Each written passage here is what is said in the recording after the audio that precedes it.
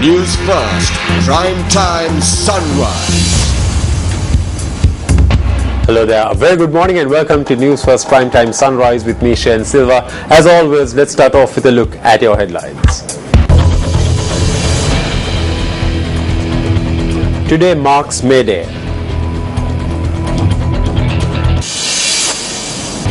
Special traffic plan to be implemented in lieu of May Day. And compensation to be provided to those injured in the Potuhara train accident.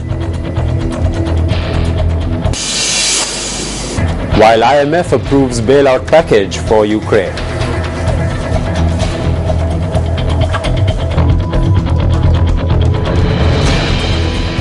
On to your stories in detail. Now, several rallies have been organized around the country to mark International Workers' Day or May Day. A number of main political parties will be holding their May Day celebrations in the city of Colombo. The United People's Freedom Alliance May Day rally, spearheaded by the Sri Lanka Freedom Party, will commence from the Nelumpokuna Theatre area today. Sri Lanka Freedom Party General Secretary Minister Maithripala Sirisena stated that the rally will thereafter proceed to Campbell Park. The National Party's May Day rally will be held in Ampara. The Janata Vimukta Peramana's May Day rally will be held at the BRC grounds.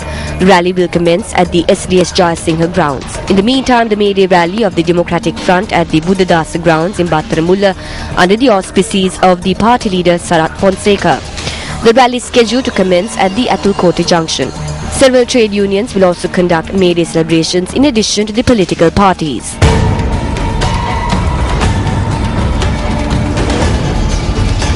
President Mahinda Rajapaksa also issued a message to mark International Workers' Day. President Mahinda Rajapaksa, in his message to mark the International Workers' Day, said that, quote, "We need to be constantly cautious of the conspiracies to disrupt the workforce of the country. However, he has the fullest confidence that the working people will safeguard the workers' right and unitedly defeat such conspiracies that come with ulterior motives," unquote. Hence, the President further said that he trusts the workers of the country will cooperate with the government to overcome local and international challenges. He added that this occasion is celebrated by the working people of Sri Lanka with enthusiasm and pride. Now, as mentioned in your headlines this morning, a special traffic plan has been put in place in the city of Colombo in lieu of the May Day celebrations that will take place today. Speaking to Newsfirst earlier on Primetime Sunrise, the police media spokesperson SSP Ajit Rohana stated that there will be restricted vehicle access or restricted vehicle movement from the public library roundabout to the Nelumpokuna Theatre area from around 9 a.m. today, while in the meantime the Ingram Junction on Baseline Road to the Borella Junction will also have restricted vehicle movement from noon today, while from 11 a.m. onwards, Kanangara Road, Deans Road, Maradana Road and Borella Junction will also see restricted vehicle movement.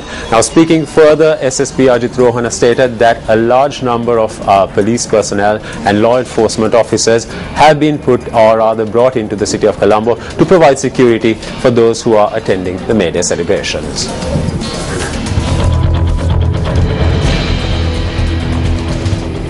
Let's now take a look at the significance of International Workers' Day or what is popularly known as May Day.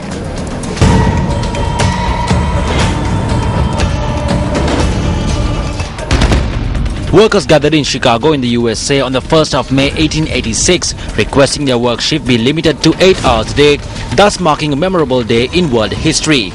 More than 1,000 workers initially engaged in the protest, but as it progressed into its third day, the number of protesters grew to over 65,000.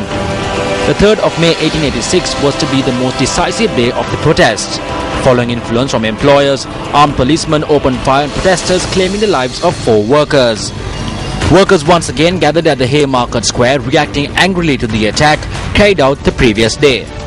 Augusta Spice, Albert Pardons, Adolph Fisher, George Engels, Samuel Fielding, Louis Lang, Michael Stavak and Oscar Nibe, who led the demonstration, were taken into custody.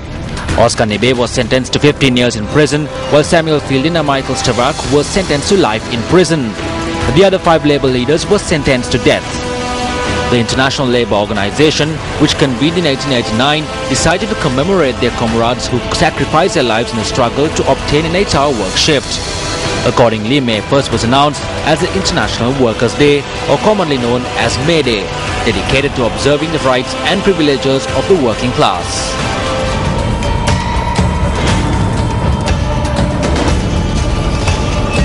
The Railway Department stated that measures have been taken to provide compensation to those who sustained injuries in the Potuhara railway accident.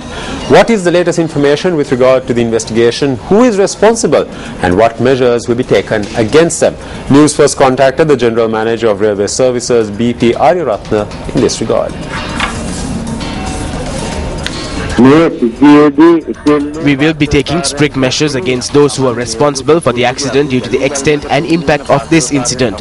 A large number of passengers have been severely affected and much damage has been caused to public property.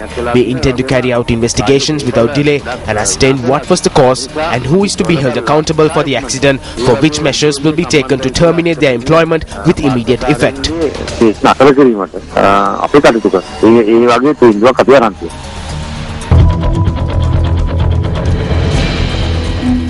The Around the World team is in Moscow, Russia at the moment. The Newsfirst and Sri Lanka youth members are on the quest of raising awareness on the World Conference on Youth 2014. Ramesh Irugal Bandara filed this report. Around the World in 40 days. A very good morning. The Around the World team is joining you from Moscow in Russia for one final time. The team was able to visit the tomb of the unknown soldier yesterday, signaling a conclusion of the Around the World team's tour to Moscow, Russia. Now, Tomb of the Unknown Soldier is a war memorial built for the fallen war heroes of Soviet Russia who died during World War II. Following the conclusion of the tour of the Tomb of the Unknown Soldier, the Around the World team departed from Domodedovo International Airport to board a flight to New Delhi, India. The Around the World team's next destination is New Delhi, India. For the Newsfirst team, I'm Ramesh Irugal Bandara with the Afsat Kamasi from Moscow, Russia.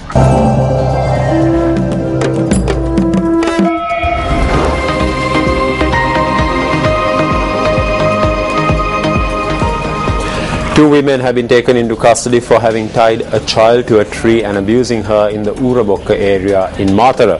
The police media unit stated that the two women were taken into custody after the victim had complained to the police. The reports state that the victim was a 14-year-old girl. She is presently receiving treatment at the Matara hospital.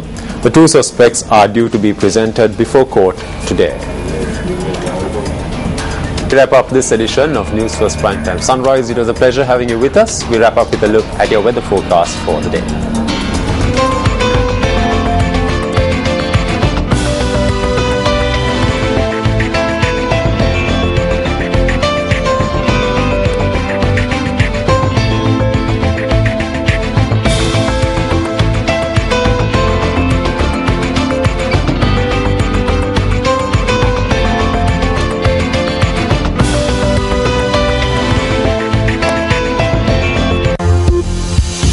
Hotline 0114-896-896. www.newsfirst.lk.